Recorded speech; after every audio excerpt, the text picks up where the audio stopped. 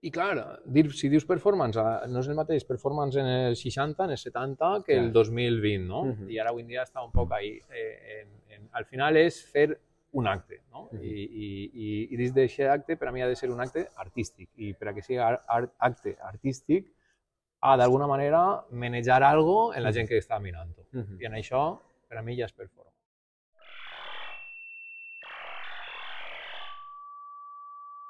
Què tal, microcosmers? Estem a l'antic convent a Sueca, en la mostra sonora, amb Pere Vicolet, director, compositor i artista digital. Què tal? Benvingut a Microcosmos. Bona nit. És la primera vegada que estàs en Microcosmos, no?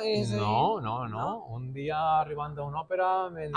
Però ahí anaves un poc d'incògnit, eh? Anava d'incògnit, sí. Però sí, és la primera vegada. Un plaer estar així. Doncs bé, te pillem just, acabes de finalitzar aquest espectacle, no? En col·laboració amb els Amics de la Càmera de Sueca. Conta'ns un poc en què consistia l'espectacle. La idea va eixir de col·laborar, no? Els Amics de la Càmera de Sueca són els que estan col·laborant en aquesta edició de la mostra sonora, i quan m'ho van plantejar era en un principi pillar les imatges que ells havien passat i d'ahir fer alguna cosa. Lliure completament, no?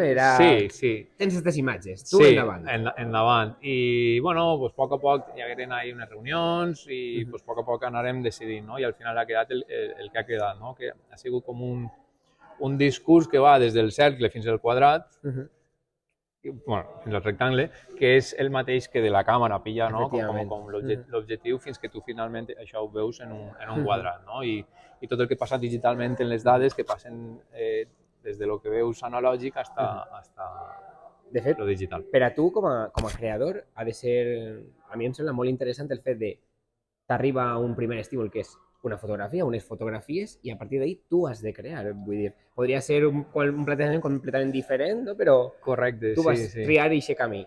Sí, d'alguna manera, cada obra, mirant darrere, no? Això no ha sigut premeditat, no? Però mirant darrere sí que cada obra que vaig fent, tant com a compositor com a artista digital, com a que té el seu microsistema, és com un microorganisme que, posat el material, posat els processos evolutius, que moltes vegades ja venen del mateix material inicial, acaben conformant el tot, no? I el que és l'obra com a tal. I en aquest cas ha sigut això.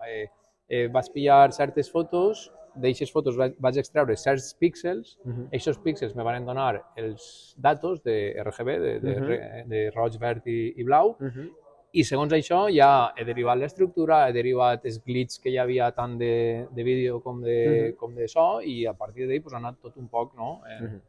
I a tu t'ocorre que l'obra la tens en el cap completament des de l'inici i dius vaig a fer este camí, o realment tu vas veient l'obra, a mesura que la vas fent vas dient, mira, això va prenent aquesta forma, això que diuen a vegades els escriptors, que comencen a escriure i diuen el personatge me du a mi. Sí, mira, això és un dilema que tinc, no? I és un poc dicotòmic, no? Però quan vaig estar en Hongria, en Budapest, un profe de compo que vaig tindre allà me va dir, és supercuriós perquè quan fas música acústica o instrumental de tota la vida com a compositor, eres super estructuralista, no? Més que els estructuralismes purs, no?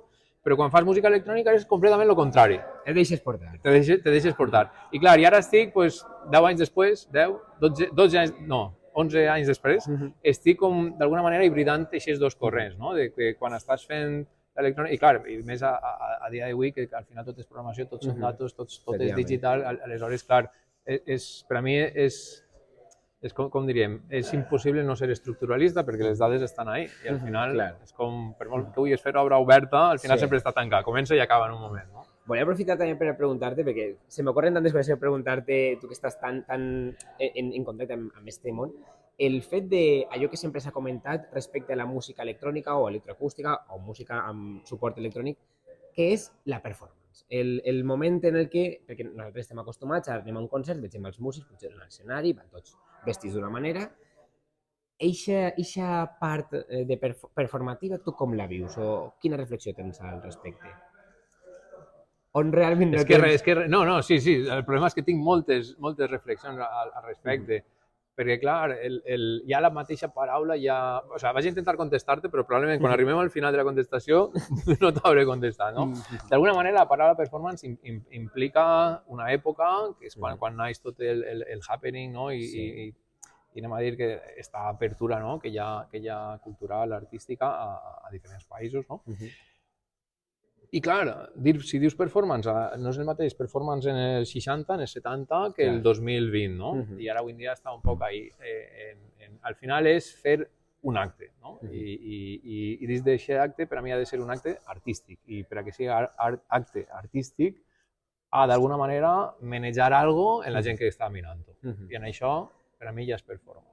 Claro. Ahí ja cadascú troba la manera, no? Claro, claro, claro. Com trobes tu, per exemple, la manera? Perquè imagina que potser no sempre fas el mateix, no? No, però sí que és cert en el procés creatiu, en aquest cas, per exemple, sí que és cert que hi ha molts peres, no? Hi ha moltes veus interiors de, vale, i el que és més cap ací, això que estarà dient, i el que és més cap allà, això que estarà dient, i al final intentes fer com un sumatori, no? Una integral de totes les dades ahí, de totes les possibles persones, que al final són totes les teues persones que eres com a creador, no? Que te van dient. Hi ha hagut una cosa molt curiosa en que és que el matí estava corregint als alumnes les obres de final de curs i per després me posava jo a crear i clar, ahí tenia, això no pots anar per així perquè això li ho has dit a tal alumne en tal moment de l'obra que no funcionava i entonces era com, bueno, pues moltes vessants, moltes idees que al final conflueixen en una única idea, no? I es concretitzen, no? I també et volia preguntar perquè es parla molt ara de l'especialització, no? En la música també es parla, en totes les disciplines, però en l'art també, no? Però precisament jo et volia preguntar al respecte perquè tu eres una persona molt multidisciplinar. Dirigixes tot tipus de músiques, no? Composes tot tipus de músiques, fas aquest tipus d'espectacles, no? I potser, lluny de, a lo millor, tindre aquesta idea d'algú que s'especialitza en un camp i es dedica només a aquest camp, a tu t'enriqueix el fet d'estar vivint en diferents camps, en diferents àmbits, per exemple, fer una obra amb electrònica? Evidentment, quan estic fent aquesta obra en electrònica està el Pere compositor, està el Pere director, està el Pere estructuralista, està el Pere més, anem a dir... El professor també. Clar, també el professor en aquest cas, sí. I d'alguna manera m'alegre que em facis aquesta pregunta, perquè sí, jo penso que ja estem en un canvi d'era, no? Igual que ara un xiquet està desdejunant i està mirant quants passos va fer ahir, està mirant la tele o el que siga, la cosa ha canviat, no? Per exemple, en el cas de la direcció, fa 20-30 anys un director era especialista en un repertori determinat, l'altre era especialista en música contemporània, inclús els instrumentistes, no? I tal. Jo crec que això avui ja, les noves generacions estem ahí i estem a tot, i sí que és cert que si t'especialitzes en una cosa, eres el número 1 d'aquesta cosa, i abans se deia, no, com era això? Ho sap tot, però al final no sap... No sap de res, no? Sap de tot, però no aprende tot. Això era, gràcies per això. Però d'alguna manera és que avui en dia ja està tot ajuda a tot, és a dir, que jo puga saber com va un seqüenciador o un DAW ajuda a l'hora d'estudiar direcció, que a la mateixa vegada ajuda a l'hora de composar, que a la mateixa vegada, és a dir, tot és tot, no? Igual que estan tots aquests peres ahí mirant per a conformar l'obra, al final totes les ferramentes, tots són recursos, i tu quan estàs ahí com a director, com a compositor, com a artista digital, són recursos, obris aquest calaix i ho tens ahí, no? I bueno, jo defenc, és el meu perfil també, no? Un perfil eclèctic que no rebutja res, no? I amb tot es pot conformar, no? És un poc... De fet, en la mostra també trobem propostes de tot tipus, amb tot tipus de perfils, no? I això també pot ser un punt fort, no? De qualsevol festival que es diu Festival de Música Contemporània, i al final, clar, dius, és un concepte molt ample, però és que, en efecte, implica músiques molt amples, no? Clar, no, i què és música contemporània? Hi ha un vídeo que fa un recorregut des del 1700, no? Tots els autors, tema i variacions, no? I arriba als anys 50 i diu les variacions a l'estilo música contemporània. I clar, dius... Com si fos un estil. Clar, no, són moltíssims, i a més des dels anys 50, no? Quants estils hi ha i trobem, no? I aleshores, com més coneixes tots ells, més t'enriqueixen després, quan tornes, per exemple, al clàssic. Jo ara torno al clàssic i soc capaç d'escoltar molts altres matisos, dinàmiques, espectres, que no era capaç. Tot ens ajuda. Clar, abans d'estudiar el so com a tal, no? O programar el so i donar-te compte quin harmònic va més o va menys, no? Efectivament. Bé, doncs, Pere Vicalet, director, compositor, artista digital, gràcies per prestar-te a Microcosmos A vosaltres per estar així. i, bueno, moltes gràcies i moltes enhorabones per esta obra tan xula, este espectacle sonor digital tan interessant. Moltes gràcies a vosaltres. Un plaer.